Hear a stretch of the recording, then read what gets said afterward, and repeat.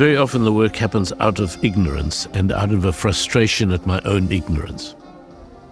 The process of making the work is also the process of discovering the history and what the work will be. I'm William Kentridge. I work in drawing, filmmaking, animation, and theatre direction. Je n'attends plus. I've waited long enough.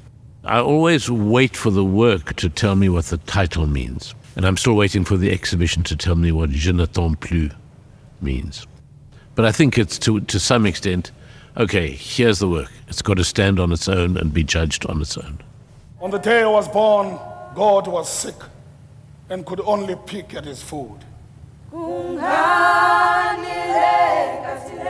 The Great Yes, the Great No is a chamber opera that we've made in Johannesburg with performers, musicians that I've worked with, and also with the Center for the Less Good Idea, an art institution in Johannesburg. And it's one of a series of investigations which really look at either questions of colonialism or the post-history of colonialism, or questions, I suppose, of politics of the 20th century.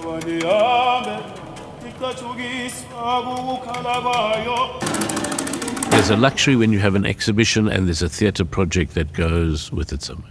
There's a greater luxury when they kind of overlap. So someone can see it in an exhibition and the same day or the next day see and performance and put it together.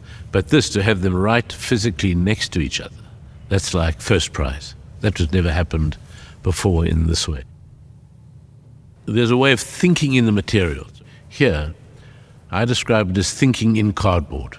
In other words, the starting point for a lot of the thinking is the physical material, making a very rough model. Not thinking on a computer, but with what the substance actually does. It's also about the agency of making. It's about celebrating the visibility of the process.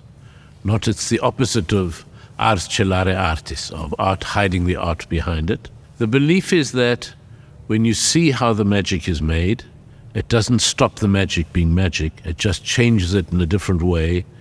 And you have three things. You have the illusion, you have the understanding of the illusion, and then the third thing is the view of yourself, enjoying your self-deception, saying, I know how this is done, I can see it's just two pieces of paper put together or a pair of scissors, but I can't stop believing it's a person walking, and how interesting to see myself being fooled.